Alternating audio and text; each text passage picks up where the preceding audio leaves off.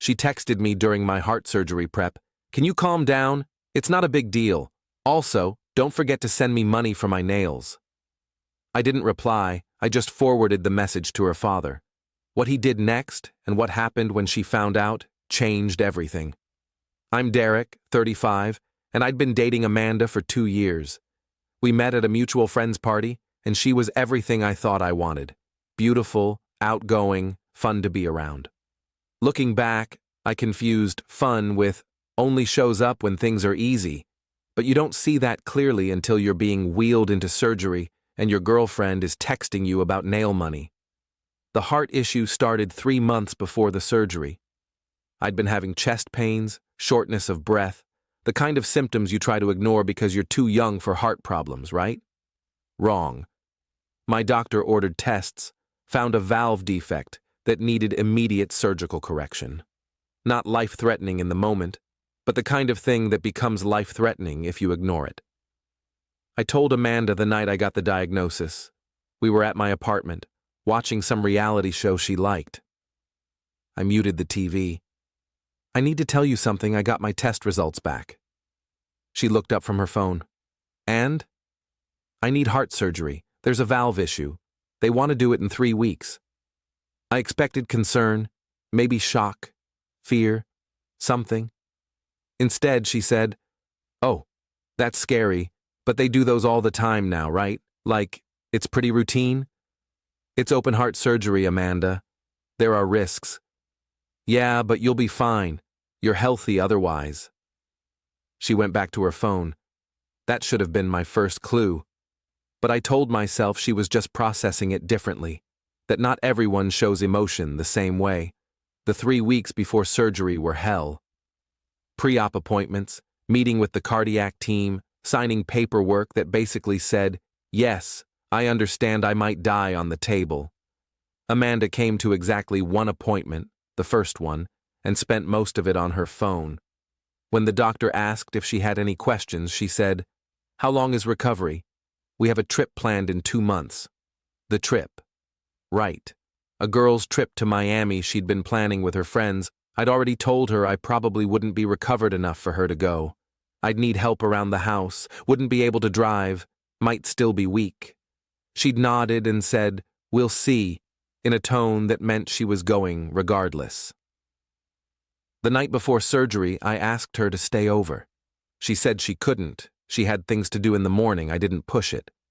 I spent the night alone, running through worst-case scenarios, updating my will on my laptop at 2 a.m. like a crazy person's surgery was scheduled for 7 a.m. I had to be at the hospital by 5 a.m. for prep. My brother offered to take me, but I'd asked Amanda. She'd agreed, said she'd pick me up at 4:30 a.m. At 4:45. She still wasn't there. I called, no answer. Called again, no answer. At 4:55, my brother called me. "You need a ride?" I had a feeling. "Yeah, she's not here. I'm 10 minutes away." At 5:03, as I was walking out to meet my brother, Amanda texted, "OMG, so sorry. Overslept. Are you still at home?" I didn't respond. Just got in my brother's car and headed to the hospital. At 5:30, while I was in pre-op, wearing a hospital gown, getting my IV placed, trying not to think about the fact that in 90 minutes someone would be cutting open my chest, my phone buzzed. "Amanda, can you calm down? It's not a big deal. Also, don't forget to send me money for my nails.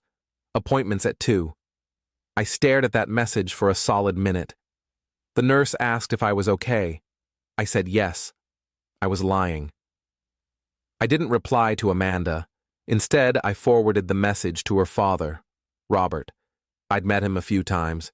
Good guy, retired military. The kind of man who actually meant it when he asked how you were doing. I added one line. "This is what your daughter sent me while I'm being prepped for open heart surgery." Then I turned off my phone and focused on not dying. The surgery took 6 hours. I woke up in ICU around 4 p.m., groggy, in pain, with tubes everywhere. My brother was there. My mom was there. My best friend Mike was there. Amanda was not. "Did anyone hear from Amanda?" I asked through the fog of anesthesia. My brother and Mike exchanged a look. Not yet, man. Focus on recovering. I drifted back to sleep. Update 1. I woke up again around 8 p.m. The breathing tube was out, which was a relief. I could talk, sort of. My throat was raw but functional. My mom was still there, reading a magazine in the corner chair. How are you feeling, honey? Like someone cracked open my chest, I said, which I guess they did. She smiled. The doctor said it went perfectly. No complications. You'll be moving to a regular room tomorrow. That's good. Has Amanda? Mom's face tightened. No. Okay. Derek, your friend Mike is outside. Can I send him in? He's been asking to see you. Yeah, sure. Mike came in looking nervous like he always did around hospitals. He hated them. The fact that he was here at all meant something. You look terrible, he said. Thanks, man. Appreciate it. No, like, you look alive, which is better than the alternative, but also terrible. We talked for a few minutes about nothing, sports, work. The nurse who Mike thought was cute. Then he got serious. So, Robert called me, Amanda's dad. Why? Because you forwarded him that text, and he wanted to make sure you had people here since his daughter apparently forgot you exist. What did he say? Just that he was sorry, that he was... Jesus, dude, he was furious. Said he'd raised her better than that. Asked if you needed anything, wanted to know how the surgery went. I told him you were alive and in recovery. Did he say anything about Amanda? Just that he'd be handling it. I didn't know what that meant. I was too tired to care. I slept. The next day, Friday, I was moved to a regular room. Still in pain, still weak, but improving. My mom stayed most of the day. My brother visited in the evening. Mike came by twice. Amanda sent a text at 3 p.m. Hey, heard surgery went okay. Glad you're all right. I'm at Sarah's. We'll come see you tomorrow. I didn't respond. Saturday morning, I was sitting up in bed, eating terrible hospital eggs, when Amanda walked in. She looked perfect, hair done, makeup on, wearing a dress that probably cost more than my hospital copay. Hey, babe. She leaned down to kiss my forehead. I didn't move toward her. How are you feeling? Like I had open heart surgery. Right. Yeah. It looks like they took good care of you, though. This is a nice room. It's a hospital room. Well, yeah, but some hospital rooms are awful. This one has a window. I just looked at her. She shifted uncomfortably. So, I'm really sorry about the whole morning of thing. I genuinely did oversleep. I set my alarm wrong. It was an accident. And the text? What text? The one where you told me to calm down because heart surgery wasn't a big deal. And, oh, by the way, don't forget to send nail money. She had the decency to look embarrassed. I didn't mean it like it sounded. I was trying to keep things light, you know? Keep you from stressing out. By telling me to calm down and asking for money?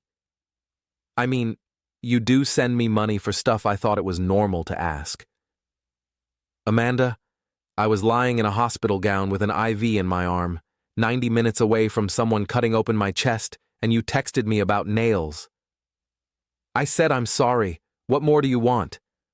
I want you to understand why that was fucked up, but I don't think you do. She crossed her arms. This is what you want to do right now? After surgery? You want to fight? I don't want to fight. I want you to leave. Derek, get out, Amanda. I'm serious. She stood there for a moment, looking like she wanted to argue. Then she grabbed her purse. Fine. When you're ready to be reasonable, call me. She left. I closed my eyes and tried not to feel the pain in my chest. Both kinds. Update 2. That afternoon, Robert showed up. Amanda's father. He knocked on the doorframe even though the door was open. Derek, can I come in? Mr. Patterson. Yeah, of course. He walked in, carrying a bag from the cafeteria. Brought you some real coffee. Hospital coffee is terrible. Thank you. He pulled up a chair. We sat in silence for a minute while I worked on the coffee. It was actually good. I owe you an apology, he finally said. For what? For my daughter. For how she's treated you. But especially for that text message. When you forwarded it to me, I couldn't believe it. I had to read it 3 times to understand she'd actually written that to you while you were heading into surgery. Yeah, it wasn't my best moment. You shouldn't have had to forward it to me. You should have had a girlfriend who was there supporting you, not asking for nail money. She overslept, I said, though I don't know why I was defending her. Derek, I need to be honest with you. That text you forwarded? I showed it to my wife. Then I showed it to Amanda's sister. Then I sat Amanda down Friday night and asked her to explain herself. And she tried to brush it off. Say, Ed, you were being dramatic, that surgery wasn't that dangerous, that I was overreacting. So I asked her where she was while you were in surgery. Where was she? At the salon, getting the nails she'd asked you to pay for. I felt something cold settle in my stomach. While I was in surgery. Yes, she went to her 2 o'clock appointment. Didn't even text your brother or anyone to see how it went until around 5 p.m. I didn't say anything. What was there to say? I told her she needed to apologize to you in person, genuinely apologize, not just show up and act like nothing happened. She agreed. But based on the fact that you look like you just went through a fight, I'm guessing that's not what happened when she visited this morning. She apologized, but it didn't feel real. Robert nodded. Because it wasn't. My daughter has become someone I don't recognize. Entitled, selfish, thoughtless. Her mother and I are partly to blame. We gave her everything, never made her work for anything. But she's 29 years old. At some point, she has to take responsibility for who she is. Mr. Patterson, I appreciate you coming here, but I'm not here just to apologize. I'm here to tell you that whatever you decide about your relationship with my daughter, I support. If you want to end it, I won't blame you. Hell, I'd recommend it. You deserve better. That's not a normal thing for a dad to say. I'm not a normal dad. I'm a dad who's watching his daughter treat a good man like garbage while he's literally recovering from heart surgery. That's not the daughter I raised, and I won't support her behavior just because she's my blood. We talked for another hour. About my recovery, about my job, about life. He told me about his own father, who'd had heart problems and how scary that had been. When he left, he shook my hand and said, "Take care of yourself, Derek. You've got people who care about you. Don't waste energy on people who don't." Update 3. I was discharged Monday. My brother took me home. His home, actually. I was staying with him and his wife for the first week since I couldn't be alone. Amanda texted Sunday night asking where I'd be staying. I didn't respond. Tuesday, she showed up at my brother's house. His wife Jenna answered the door and very politely told Amanda I wasn't up for visitors. Amanda argued that she was my girlfriend and had a right to see me. Jenna, who's 5'0" but terrifying when she wants to be, told Amanda that rights aren't how relationships work and closed the door in her face. Wednesday, Amanda's mother called me. I didn't recognize the number, so I answered. "Derek, it's Margaret, Amanda's mom. How are you recovering?" "I'm doing okay, Mrs. Patterson." "Thank you."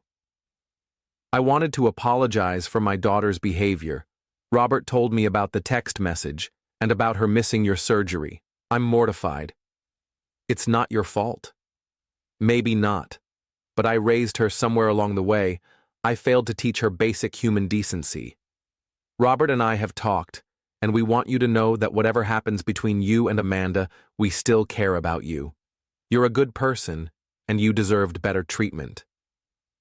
Thank you, that means a lot. Are you going to break up with her? The directness caught me off guard. I think so. Yeah. Good. She needs to learn that actions have consequences. Maybe losing you will teach her something. Thursday, I finally responded to Amanda. We need to talk. Can you come to my brother's house on Saturday, around 2 p.m.? She responded immediately. Finally. Yes. I'll be there. I love you. I didn't say it back. Saturday arrived. Amanda showed up at 2:05 looking nervous. We sat on my brother's back porch. Him and Jenna made themselves scarce in the house, but I knew they were nearby in case I needed backup. How are you feeling? Amanda asked. Better, stronger every day. That's good, I'm glad. I've missed you. Amanda, I'm ending this. Her face went pale. What? I'm breaking up with you. This isn't working. Because of the surgery thing? I apologize for that. It's not just the surgery, it's everything leading up to it. You didn't care, Amanda. Not really. You came to one pre-op appointment and spent it on your phone. You didn't stay with me the night before you overslept and missed taking me to the hospital.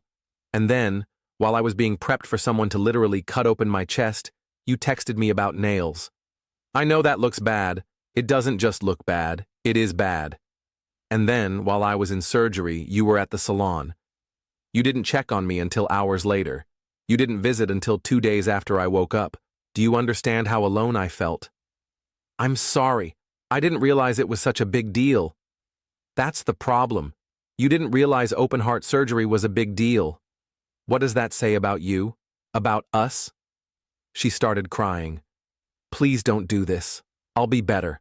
I'll pay more attention. I'll be there for you. You'll be better now that you might lose me. But where were you when I actually needed you? I made a mistake. Multiple mistakes. Over and over. This isn't one bad moment, Amanda. This is who you are. Someone who only shows up when it's convenient. That's not fair. Neither is asking me for nail money while I'm heading into surgery. She cried harder. What about your stuff at my place? I'll get it next week. You can box it up. Are you seriously ending a 2-year relationship over this? I'm ending a 2-year relationship because you showed me who you are when things get hard, and I believe you. She left crying. I sat on the porch for a while, feeling empty but also relieved. Final update. It's been 2 months. I'm fully recovered, back at work, cleared for exercise, feeling better than I have in years. The surgery fixed the valve problem, and apparently it also fixed my ability to ignore red flags. Amanda tried reaching out a few times in the first month, texts apologizing, saying she'd changed, that she understood now. I blocked her number.